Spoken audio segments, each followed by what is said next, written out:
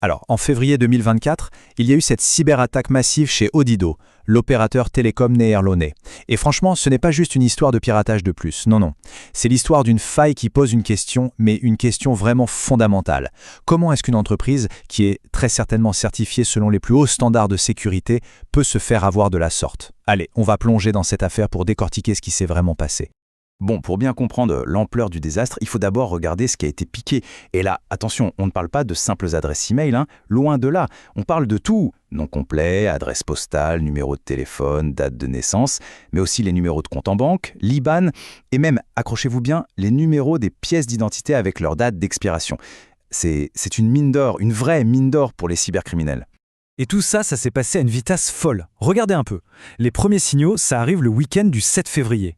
5 jours plus tard, le 12, Odido fait son annonce publique. Et à partir de là, c'est l'escalade. Les médias commencent à expliquer comment les pirates ont fait, Odido est forcé d'admettre que la fuite est bien plus grave qu'il ne le pensait au départ, et le coup de grâce, le 26 février. Un premier lot de données est balancé en ligne à la vue de tous. La question maintenant, c'est comment ont-ils fait? Comment sont-ils entrés? Alors attention, ce qu'on va voir ensemble, c'est le scénario le plus probable, celui qui a été reconstitué par les journalistes en investigation. Odido n'a jamais confirmé officiellement les détails, mais c'est de loin l'explication qui tient le plus la route. Et là, ce qui est fascinant, c'est l'intelligence de l'attaque. C'est de l'ingénierie sociale de haut vol. Ça commence de façon assez classique par un email de phishing pour voler le mot de passe d'un employé. Mais c'est après que ça devient redoutable. Les pirates appellent directement cet employé au téléphone, en se faisant passer pour le service informatique. Ils le mettent en confiance, le baratinent, et le convainquent de valider une petite notification de sécurité sur son portable. Et voilà, le piège se referme. Ils ont la porte grande ouverte. Une fois dedans, il ne leur reste plus qu'à lancer les aspirateurs et à siphonner toutes les données. Et c'est là qu'on touche au vrai cœur du problème. Parce qu'une boîte comme Odido, avec sa taille, son importance, elle est quasi certainement certifiée selon la norme mondiale en matière de sécurité de l'info. Et ça nous met face à un paradoxe qui est assez dérangeant, pour ne pas dire plus. Cette fameuse norme, c'est l'ISO/IOC 27001. Pour faire simple, c'est un peu le Graal de la cybersécurité, le gold standard. Ce qu'il faut comprendre, c'est que la norme ne dit pas « installer tel antivirus » ou « acheter tel pare-feu ». Non, c'est un cadre de gestion complet. Ça vous oblige à mettre en place tout un système pour identifier les risques, les évaluer, les traiter et surtout de le faire en continu dans une logique d'amélioration constante. Du coup, la question qui brûle les lèvres, elle est là. Si une entreprise a tout ce système en place, ce cadre super rigoureux, comment est-ce qu'une attaque aussi dévastatrice peut quand même passer? C'est exactement ce qu'on va décortiquer. Parce que voilà le truc, une certification, ce n'est pas une armure magique. Ce n'est pas un bouclier qui vous rend invincible. C'est un plan, un cadre. Le vrai test, c'est pas d'avoir le papier sur le mur, c'est de l'appliquer tous les jours, sur le terrain. Et ce qu'on voit avec Odido, c'est qu'il y avait un fossé énorme entre la théorie, la politique de sécurité sur le papier et la réalité. Première grosse faille, le facteur humain. Évidemment, sur le papier, Odido avait des programmes de formation, de sensibilisation à la sécurité pour ses employés. C'est la base. Sauf que dans la vraie vie, un employé s'est fait manipuler. Ça nous montre de manière assez brutale qu'une formation un peu générique, ça ne pèse pas lourd face à une attaque hyper ciblée et super bien menée. La politique était là, oui, mais dans les faits, elle n'a servi à rien. Deuxième point, et pas des moindres, la surveillance technique. Une entreprise certifiée ISO 27001, elle est censée avoir les yeux rivés sur ses systèmes 24/7. Et pourtant, les pirates ont pu tranquillement aspirer des quantités gigantesques de données sans que ça ne déclenche la moindre sirène, la moindre alerte immédiate. Ça veut dire quoi? Ça suggère que les systèmes pour détecter une activité anormale, genre un téléchargement massif qui sort de l'ordinaire, soit ils n'existaient pas, soit ils n'ont pas fonctionné. Et enfin, troisième point qui est absolument crucial, la gestion des données elle-même.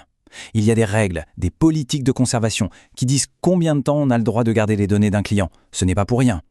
Et là, qu'est-ce qu'on découvre? Que dans le lot des données volées, il y avait celles d'anciens clients, des données qui auraient dû être supprimées depuis longtemps. En gros, en ne faisant pas le ménage, ils ont offert un butin beaucoup plus gros aux attaquants et multiplié le nombre de victimes. Bon, on a vu les failles, on a vu où ça a coincé. Maintenant, parlons des conséquences. Concrètement, qu'est-ce que ça veut dire pour toutes les personnes dont les informations personnelles sont maintenant dans la nature? Parce que les risques, ils sont tous sauf théoriques.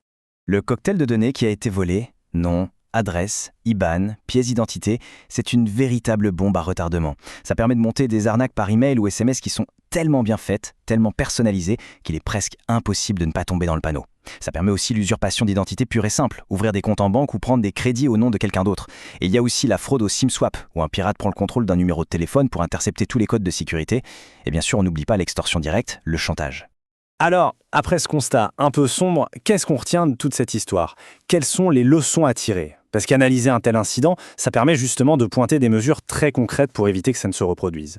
On peut identifier 4 recommandations majeures qui auraient vraiment pu tout changer. Premièrement, utiliser une authentification multifacteur qui soit vraiment résistante au phishing, comme des clés de sécurité physique, pas juste une notification qu'on valide d'un clic. Deuxièmement, bétonner les procédures du support technique avec une règle d'or. On ne valide jamais une étape de sécurité par téléphone, jamais.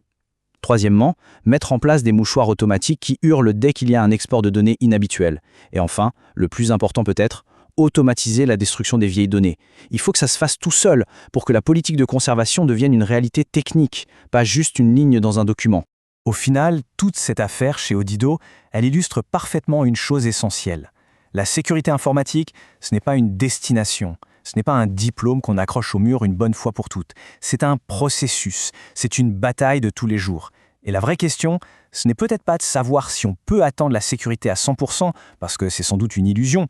La vraie question, c'est comment on fait jour après jour pour réduire ce fossé, ce gouffre parfois entre les belles politiques de sécurité écrites sur le papier et la réalité du terrain.